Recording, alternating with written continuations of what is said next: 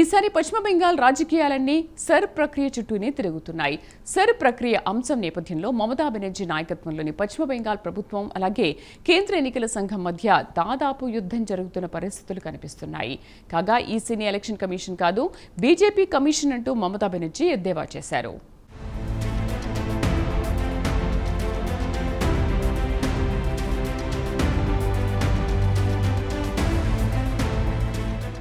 ఈసారి పశ్చిమ బెంగాల్ అసెంబ్లీ ఎన్నికలు ఓటరు జాబితా ప్రత్యేక సమగ్ర సవరణ చుట్టూ తిరుగుతున్నాయి. ఇటీవల కాలంలో ఓటరు జాబితా ప్రత్యేక సమగ్ర సవరణ హాట్ టాపిక్ గా మారింది.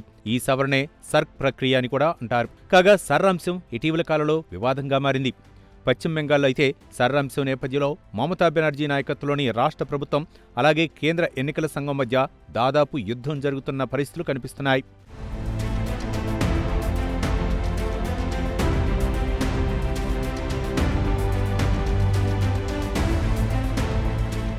కాగా సర్ ప్రక్రియను మమతా బెనర్జీ మొదటి నుంచి వ్యతిరేకిస్తున్నారు. సర్ ప్రక్రియను సవాల్ చేస్తూ ఆమె సుప్రీంకోర్టుకు కూడా వెళ్లారు. ఒక దశలో లాయర్ల సాయం లేకుండానే సుప్రీంకోర్టులో తన కేసును మమతా బెనర్జీయే స్వయంగా వాదించారు. ఒక రాష్ట్ర ముఖ్యమంత్రి నల్లకోటు వేసుకుని స్వయంగా సుప్రీంకోర్టులో ఒక అంశానికి సంబంధించి వాదనలు చేయడం అసాధారణ విషయం.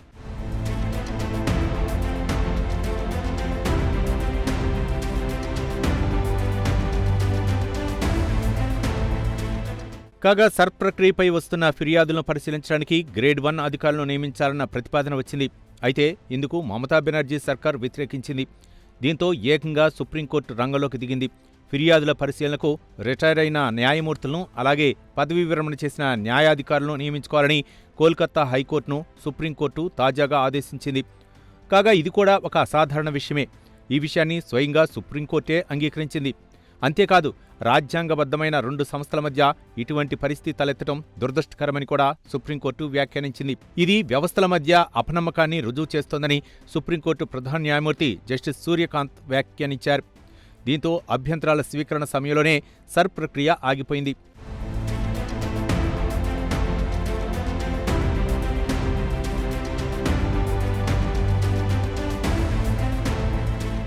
కాగా సర్ ప్రక్రియను పశ్చిమ బెంగాల్లో జరగనిచ్చేదే లేదని మమతా బెనర్జీ కుండబద్దలు కొట్టారు. అంతేకాదు సర్ ప్రక్రియకు వ్యతిరేకంగా కోల్కతాలో ఒక పెద్ద ర్యాలీనే ఆమె నిర్వహించారు.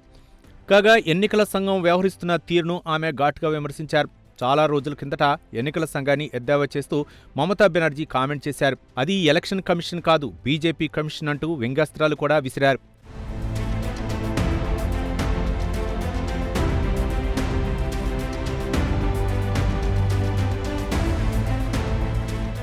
సమాజంలో ఒక వర్గానికి చెందిన వారి ఓట్లు తొలగిస్తున్నారనేది మమతా బెనర్జీ చేస్తున్న ప్రధాన ఆరోపణ.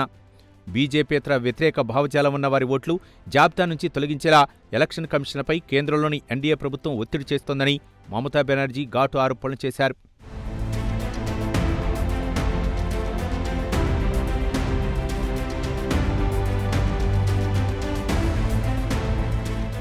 ఇదిలా ఉంటే వర్తమాన భారత రాజకీయాల్లో మమతా బెనర్జీకి ఒక ప్రత్యేకత ఉంది. రాజకీయాల్లో దూకుడుకు మమతా బెనర్జీ పెట్టింది పేరు. దీంతో ఫైర్ బ్రాండ్గా మమతా బెనర్జీ దేశవ్యాప్తంగా పాపులర్ అయ్యారు. తృణమూల కాంగ్రెస్ మౌలికంగా బెంగాల్కు పరిమితం అయినప్పటికీ మమతా బెనర్జీ దేశవ్యాప్తంగా పాపులర్ అయ్యారు.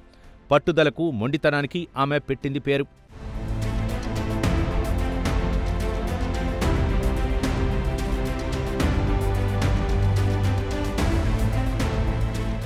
మమతా బెనర్జీ రాజకీయ జీవితం 1970 దశకంలో ప్రారంభమైంది.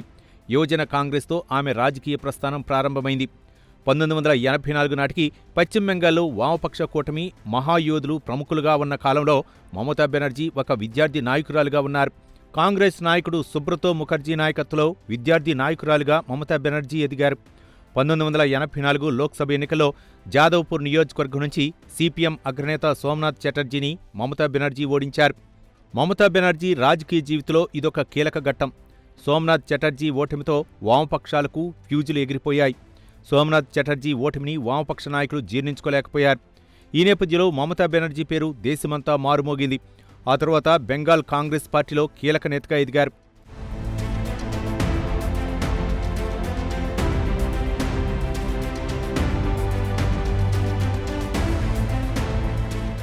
మమతా బెనర్జీ దాదాపు 26 సంవత్సరాల పాటు హస్తం పార్టీలో కొనసాగారు.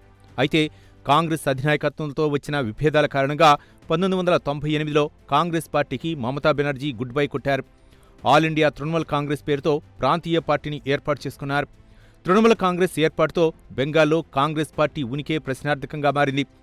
అటు వామపక్షాలతోనూ ఇటు కాంగ్రెస్ పార్టీతోనూ అలుపెరగని పోరాటం చేస్తూ బెంగాల్లో తృణమూల్ కాంగ్రెస్ను బలీయమైన శక్తిగా మమతా బెనర్జీ రూపొందించారు. తృణమూల్ కాంగ్రెస్ బలపడటంతో బెంగాల్లో కీలక నేతగా మమతా బెనర్జీ ఎదిగారు.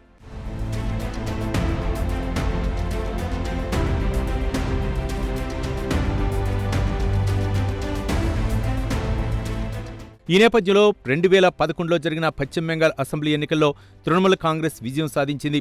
దీంతో 2011 మే 20న తొలిసారి పశ్చిమ బెంగాల్ ముఖ్యమంత్రిగా మమతా బెనర్జీ ప్రమాణ స్వీకారం చేశారు. పశ్చిమ బెంగాల్ తొలి మహిళా ముఖ్యమంత్రిగా కూడా మమతా రికార్డు సృష్టించారు. ఆ తరువాత 2016లో జరిగిన అసెంబ్లీ ఎన్నికల్లో కూడా టీఎంసీ విజయం సాధించింది. దీంతో మమతా బెనర్జీ రెండోసారి ముఖ్యమంత్రిగా ప్రమాణ స్వీకారం చేశారు. ఇక 2021లో జరిగిన బెంగాల్ శాసనసభ ఎన్నికలు కీలకంగా మారాయి. కాగా 2021 అసెంబ్లీ ఎన్నికల్లో విజయం సాధించి తృణమూల్ కాంగ్రెస్ మూడోసారి అధికారంలోకి వచ్చింది. ఏది ఏమైనా ఈసారి కూడా బీజేపీతో అమీతుమీకి మమతా బెనర్జీ సిద్ధమయ్యారు.